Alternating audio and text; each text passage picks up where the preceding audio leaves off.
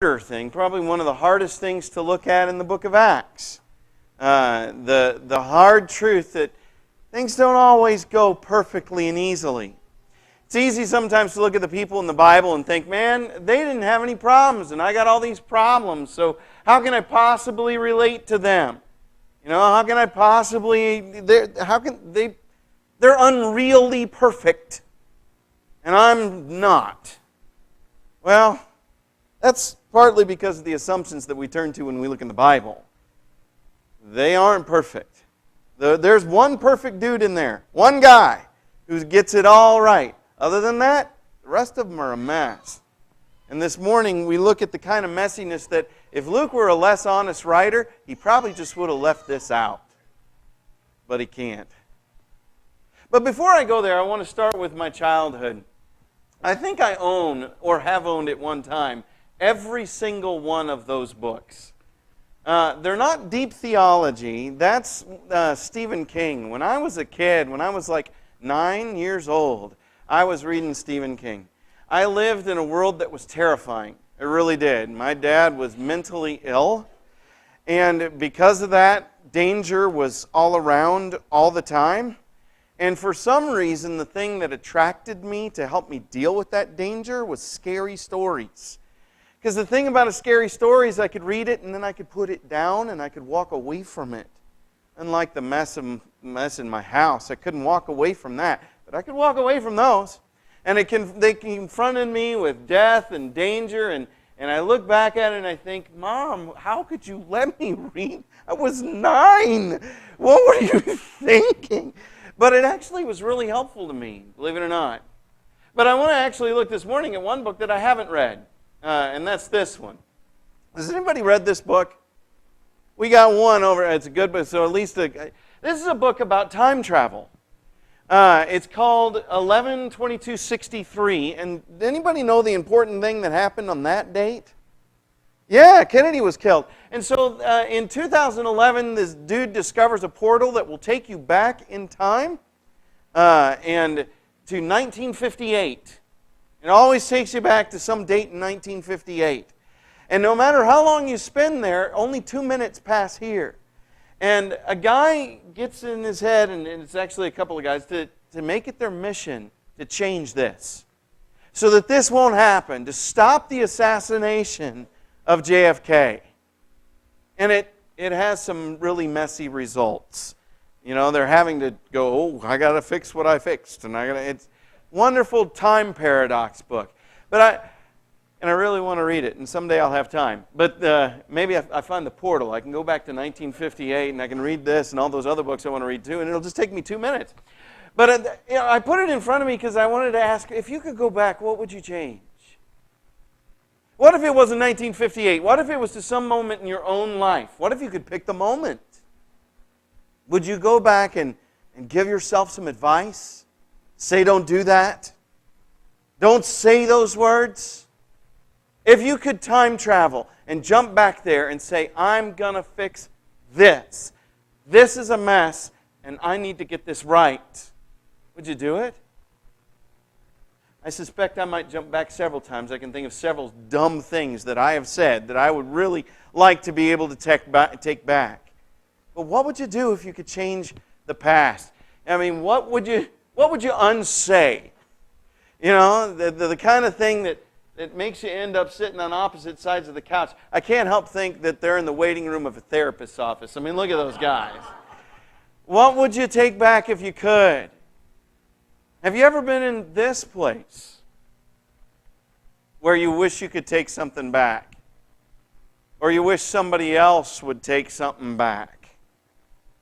Have you ever been in the place where the relationship breaks down and the people involved, they don't want to fix it?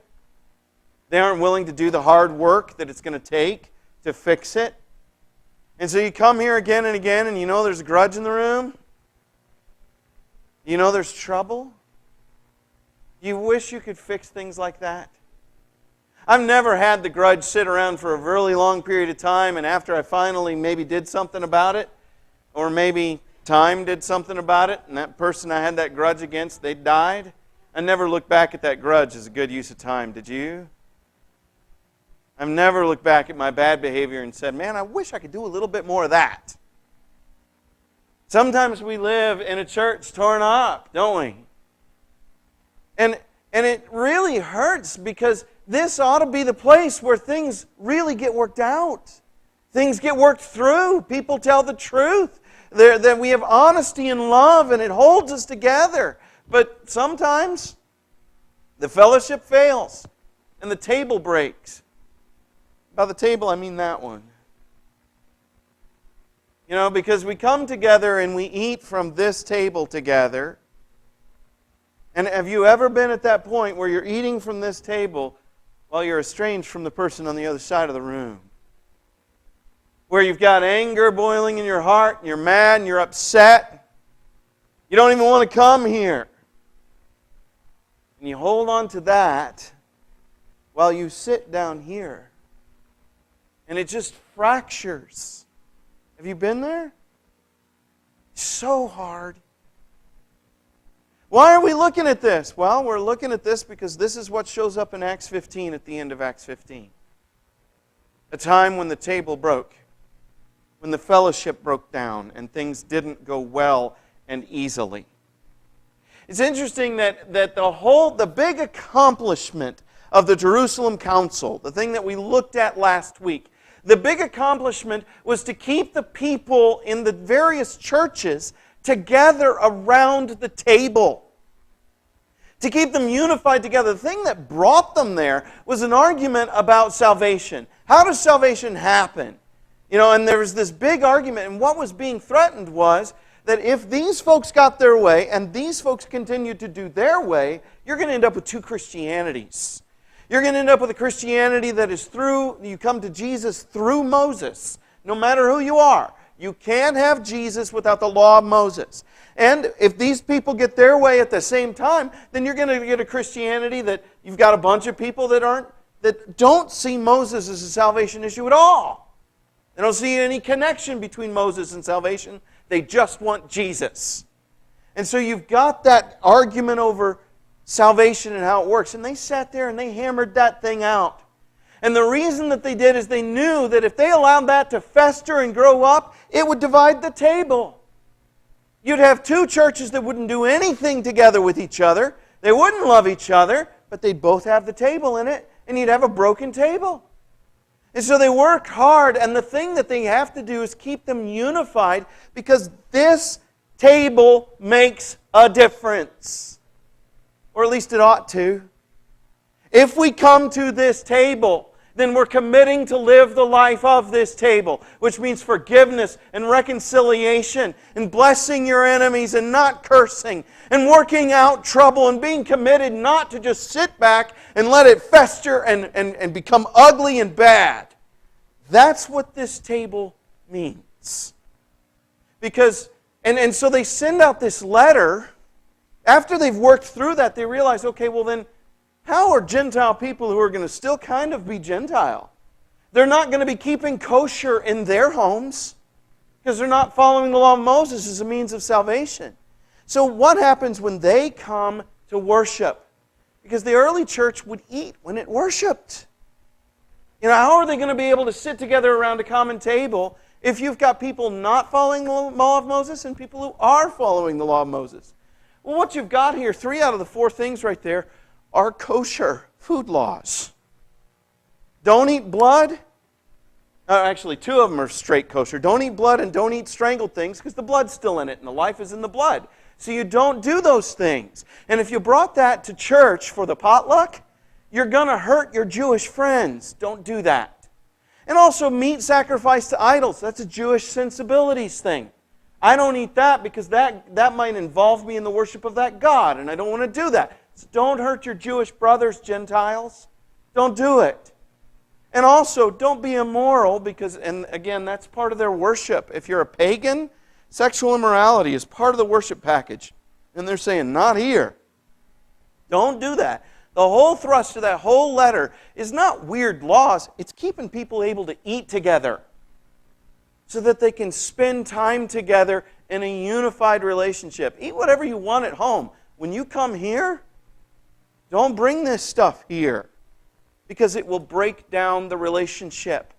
Prioritize the relationship over your own wants and needs. Put each other first, because that's what this table says. You just sang it. Finding our forgiveness here. When we come to this table, we encounter the truth of our forgiveness, that we are a forgiven people, that you are forgiven much. So when you sit at this table, we must not bear grudges. We must not bear anger and hate against each other or against anybody else. If you've been wronged and hurt, when you come to this table, you encounter the wonder of a God who forgives you and loves you just as you are. And you encounter the truth that He loves you too much to leave you there, but He loves you just right now. And you have to turn in love to one another and to the world. That's what this table does. And you're like, well, to do that, I have to give up an awful lot. Yeah, look at what's on the table, remember? The death of Jesus Christ. We encountered a God who was broken for us so that we might be whole. And we do that here. That's why it's so important to the Jerusalem Council that once we've dealt with that, you notice they don't even mention circumcision in their letter? They don't even mention it. The big deal is eating together. That's the thrust of that letter, being able to eat. Being able to come to the table. Because it is here that Jesus works on our hearts. Now, if I were going to tell this story, I certainly wouldn't move to any problems. You know, and the reality is, sometimes it almost feels like they didn't. Can you just scan right over the trouble? I know I do sometimes. You know, I look at Paul as such a hero. Everything that he does must be right. I look at this Barnabas guy and everything that he does, everything up to this point is good and wonderful. Everything that he does must be right. You know, and then I hit this. But does it ever feel like we're so imperfect? We're such a mess. And they have it all worked out? I can't help but think that immediately after this great victory, where the church faced disunity and it was pulled back together, the reason that Luke writes the next story the way that he does is so that we will know, okay, this is the ideal, but other people fail too. And just because you're a failure doesn't mean that God's not going to work with you. God works with and in and through failures. And yet, what does this all cost? This breakdown in relationship. What might have been if this had not happened? Well, let's get into it. So after some days, and incidentally, this is immediately after the Jerusalem Council. After some days, Paul said to Barnabas, let's return to visit the brothers in every city where we proclaim the word of the Lord and see how they are. So Paul's missionary heart is like, those people need our help. Let's get back out there and let's work with them. Let's see how they're doing. Let's see if they've wandered away from things. Let's see if they're still being strong. Let's go out there and let's build them up. Barnabas thinks that's a great idea. But Barnabas wanted to take with them John called Mark. Now, John Mark went with them at first. You remember the story? They went through Cyprus, where Barnabas is from. And John Mark, being Barnabas' cousin, is also probably from Cyprus as well. So they went to the home territory and went around there. But John Mark decided that he didn't want to go with them once they ended up in Pamphylia. The Bible doesn't exactly tell us why. You know, it may be that a trip home sounded great, and that's wonderful, and if God's picking up the dime, I'll go home with you, but I don't want to go where it's harder. I suspect maybe there was something between John Mark and Paul. Because Paul's ministry on Cyprus, there was one moment anyway where it was very confrontational. Remember where he calls down Bar-Jesus and calls down a curse on Bar-Jesus and puts that darkness on Bar-Jesus? You know, you look through there, even Peter, who announces to a couple of people that they're getting ready to die, isn't as hard on them as Paul is on Bar-Jesus. These are the hardest words said by a Christian in the book so far. And I wonder if John Mark, being younger and more perhaps more peace-oriented in his heart, maybe more of a soft-hearted man than Paul is. Paul's pretty hard. He's got kind of a temper. I wonder if John Mark's looking at Paul going, that's ugly, I don't want to be a part of that. Anyway, the word that Paul uses these are Luke's words, but I think he's capturing Paul's assessment of the situation. And Paul says he thought it wasn't wise to take with him one who had withdrawn from them in Philippi and Pamphylia. The word withdrawn there is aposantas. Aposantas. Very close to apostate. In fact, it's the word for apostate. It can also mean just to leave, to go away. But it's interesting that it's almost a play on words that he's saying someone who had apostatized from us. That's part of the reason I wonder if maybe there's some sort of conflict between Paul and Barnabas. Because Paul's description of it, the word that's used is a really hard one. It's really harsh. And now it's worth noting, I think maybe Paul's got more reason than just you were mean to me, though. Who is it that commissioned these people for the mission they're going out on? It was God Himself. The Holy Spirit said, set apart for me these people. And so when you're commissioned by the Holy Spirit to kind of break ranks and go home, that's not just a trivial thing. For Paul, that was a big deal. The mission wasn't done, and you punked out on us. And so that's not okay to leave us that way. You gave up not just on us, but on God. And he's not saying you're not a Christian. He's saying you're one who's willing to give up the work even when God Himself calls you to it. How can we count on Him? How can we depend on Him? How can we think He's going to be part of this team? Paul is presented as a little more reasonable than Barnabas. He didn't think it was wise. Are you sure that's a good idea? He didn't finish the work with us. Are you sure? The next words are not gentle at all. It says, there arose a sharp disagreement so that they separated from each other. Interesting fact, the word separated there in Acts 15 is exactly the same word used to describe Mark's behavior in Acts 13. It's a different case and things, but it's the same word. So that Paul ends up doing the very thing of which he was critical of John Mark for. He's willing to separate. I can't help but look at this thing and see two men that I love very much. Because Barnabas, and he's a hero, isn't he? And he's the one who gets it right in the care of the poor. He's the model for the care of the poor. He's amazing that way. He's the one who's willing to believe that a murderer could be converted by Jesus. He's willing to believe that this one who could breathe out threats and murder could also breathe out the Word of God if God had worked on him. And he trusts Paul and he introduces him. Without Barnabas, you got no Paul. Barnabas is a great hero. What are you doing? And Paul, does anybody here not love Paul? That's a good and admirable, beautiful man with rich and wonderful words from God Himself. And God uses this man as our great prophet to write like a quarter of the New Testament. He is an amazing, wonderful... What are you doing? Because you're breaking the table. They're pulling things apart. And it's not trivial. It's interesting. From here, Barnabas is going to sail away to Cyprus. And as far as Luke tells you, you never see this man again. Now that's because Luke chooses not to tell you about him. He shows up again in the Christian mission. He'll show up in letters written by Paul that are written much later than this episode in Acts.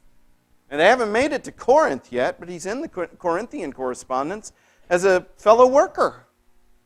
So Barnabas continued the mission. But this was such a big deal and such a big failure and such an important lesson for the church. He's actually showing the other side of the coin of the Acts 15 council. He's saying you've got to stay together because when you don't, you vanish. He sails to Cyprus with Mark. Mark, his cousin, to his home. What Luke is subtly telling us is that Barnabas chose the family of his flesh and blood over the family of the blood of his Lord. He chose his home over his mission. He went home. This fight was so bad that he said, you know what, Paul, I'm done with you. I'm separating from you. I'm finished. I'm not doing this anymore. I'm going home. And you see a great person failing. Have you ever seen that? When a person chooses their family over the blood of the Lord family, where they fight and are nasty and are mean, and then they just shun you and walk away. Brothers and sisters, it ought not be. That ought not be. And remember what the mission was that Paul put in front of him. The mission was to go and care for other people. And here they're so locked in together about caring for... I wonder if John Mark even knew this fight happened until after it happened. You know, this guy, Barnabas, he's so... we got to have Mark. You got to let him have another chance. No, that matters what he did. And you get that fight going, and Mark's probably off in some other place. He's not hearing into that. He probably wonders, hey, is Paul coming with us? Why are we... Barnabas, shouldn't we bring Paul? You know, this is just so ugly. And what might have been? I mean, Paul's got to go off. He's going to do the mission he said. Now, obviously, he doesn't get to make it to Cyprus, right? And he worked to plant churches there on Cyprus. He doesn't get to go there now. So the church in Cyprus loses one of its teachers because of a fight between two Christian leaders. They don't get to hear from Paul anymore. Instead, Paul chooses Silas and he departs having been commended by the brothers to the grace of the Lord. Now that's a big deal. Luke points out that the church commissions Paul. And that's why the focus continues to be on Paul. But Barnabas kind of goes off and does his own thing. And that's why we don't hear about him anymore. He's leaving that commissioned apostolic ministry. He's leaving it. He's going away. So, and then he went through where? Syria and Cilicia, strengthening churches. You know, he goes along. These maybe aren't churches that they planted. You know, it's the northern edge of the Mediterranean Sea. It's going around that corner there. And they didn't go that way. So who are these people? Well, other people did this work. And so Paul and Silas, instead of going to where they know people, they spent time in people's homes. He doesn't get to do that. Now he's got to do this. And then he goes on and he comes to Derbe and Lystra. Now those are places that he's been. What do you suppose that ministry was like? When you show up in Derbe and Lystra, remember what Lystra was like? Paul they called Hermes because he's the messenger, and Barnabas, though, they called Zeus. Barnabas kind of looked like the leader, the head of the whole thing. And here's Paul without his legitimizing partner. And he's with some other partner now. And he's got to go minister to these people. And what are they going to do when he walks into church? Hey, man, it's great to see you, Paul. Where's Barnabas? And he's got to say, well, we couldn't get along. And the mission of the gospel is hurt. Because he has to go there and confess that he had such a big fight with somebody that they parted company. Or maybe not talk about it and leave them wondering which is worse. Because who knows what rumors grow up in those circumstances. And so because he had this bitterness, and because Barnabas had this bitterness, when he walks among those disciples, they've got to look at their leader who's been telling them, love one another, care about each other. And he's got to say, yeah, we couldn't. See, so we were trying. We couldn't do it. Do you see the cost that this is? When Christians fight, when Christians don't work to get along, There's always a cost. When the table breaks, we are less than what we ought to be. You see him traveling around as they went on through the cities. They delivered to them the observance of the decisions that had been reached by the apostles and the elders in Jerusalem. So the church was strengthened in faith and they increased in number daily. I think Luke's just going to pass over the struggle that they had. But listen to the message that they've got to give. They've got to tell people, okay, well, what they decided in Jerusalem is that we really ought to get together and stay together at all costs. Yeah? Great. Where's Barnabas? Well, he went home. Why? Well, honestly, I probably could have handled that a little better, but, I didn't think we should take Mark with us. Who's Mark? Well, you didn't meet him because he gave up before we got here, but, he's a good guy, but he gave up on the work of God. Didn't you? If you let go of Barnabas, then didn't you? They told you to stay together. Why are you here alone? You see how hard this is for them? Folks, it's hard for us too. When we reject the path of love, we break on that. I'm not saying that we lose our souls. So often we go, well, either you get to go to heaven or you don't. And if you get to go to heaven, everything's great. And if you don't, well, that's tough. And it's like black and white. Do you realize how much there is between I don't get to go to heaven and I get to be what God actually called me to be? There's a huge matrix there. And there is so much you could lose and still go to heaven. You could still get to heaven, but at great cost. As one who has had to pass through the fire, do not choose that. When we hold grudges, when we are angry, when we fight with each other, and when we don't do what they did in Jerusalem, which is to sit down and work it out. If we won't do that, there are huge costs. When we allow our relationships to break, we hurt the Christian community. That means we hurt the church, folks. Oh, how many people have ever come into a church? Maybe you've done this too. You come into a church and you're there just a short time and you go, these people don't like each other. I don't want to come back here. I don't have anything in part. Have you ever been there? These people are mad. These people are anxious. These people are sad and confused. I don't want to be a part of this. When we hold that grudge, we are playing our part in producing that atmosphere. He says, that must not be. You hurt the church by that. It's not like there's nobody hurt. It's no big deal. No, when we fail to live together at table, we hurt church. When we fail to do this, we hurt ourselves. You will never regret doing what Christ tells you to do. You will never regret the work to reconcile.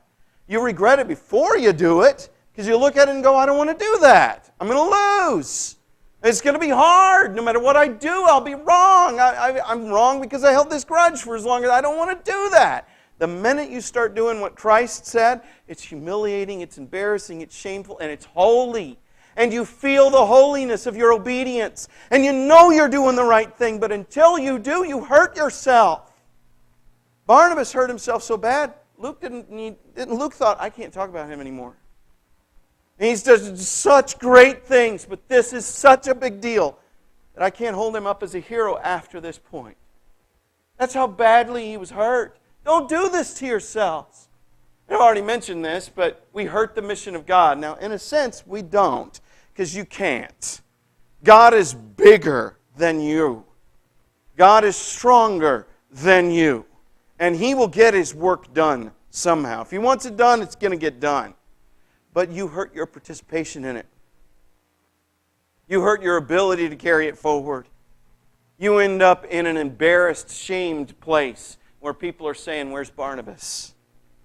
And that's not worth it.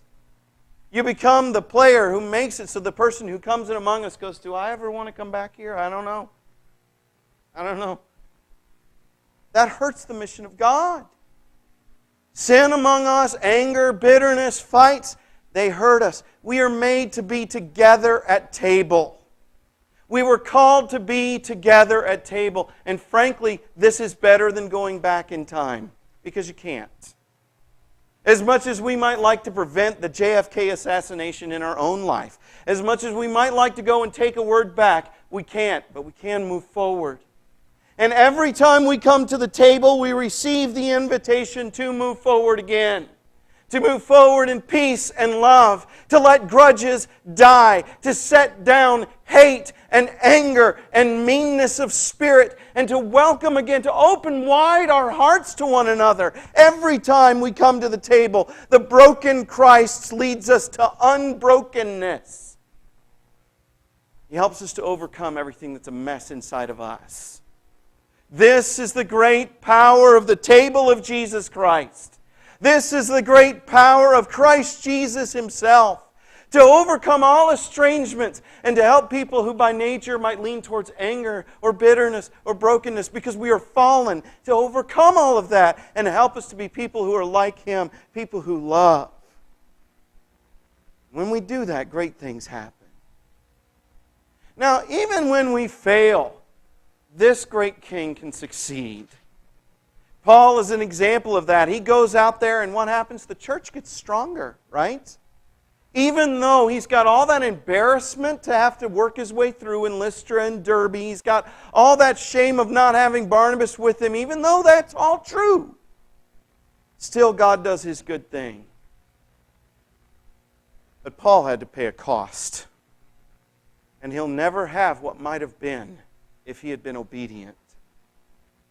God can still do good things even if you want to sit there and dislike each other. He'll still accomplish great things even in a church where that's going on. And by the way, I don't think that's going on. But even if that were, even if there's a ton of hate, God can still do His great stuff, but we will lose.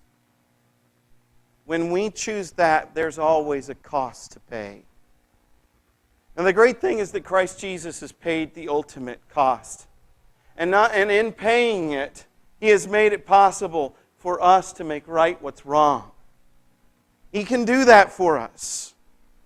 And if today's sermon, you've listened to this and you've thought, you know what, I've got stuff that I'm carrying that I need to put down because it's hurting the church, it's hurting me, it's hurting the mission, I need to get rid of those things. If that's where you are, then by all means, Christ can set you free. You have sat at the table of the Lord today. Let it do its work on you. Be free from hate and bitterness and live His life of love. If today you came to this place and you carry a burden that has absolutely nothing to do with what I'm talking about, well, in a way, thank God, because this has been hard. But if you've got that kind of burden and you want the church to help you carry it, we will. Because of Jesus Christ, we love you wherever you've been and whatever's going on. We want to help you. We want to help you get through that. And if today you came and you're not a Christian, but you want to be, right there, we'd love to talk to you about what it's for. If today you're subject to the invitation of God, why don't you come right now while we stand and sing.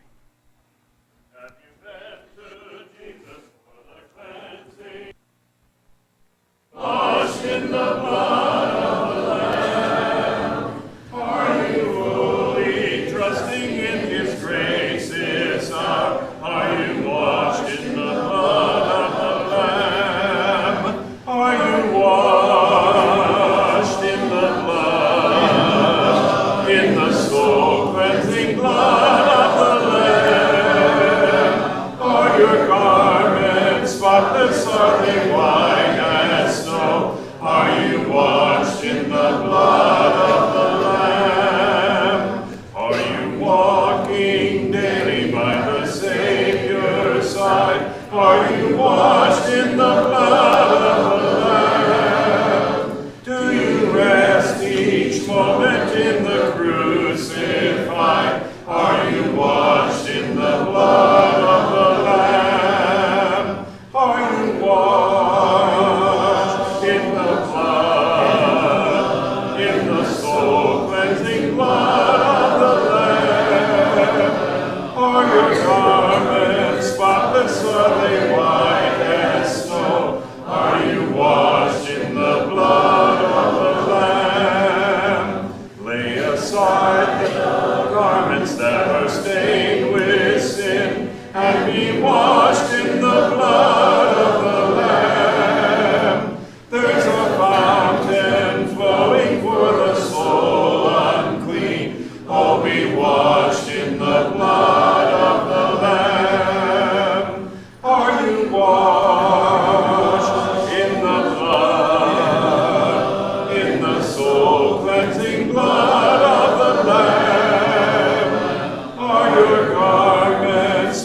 spotless? Are they white as snow? Are you washed in the blood of the Lamb? Let's take a seat and we'll have a few announcements.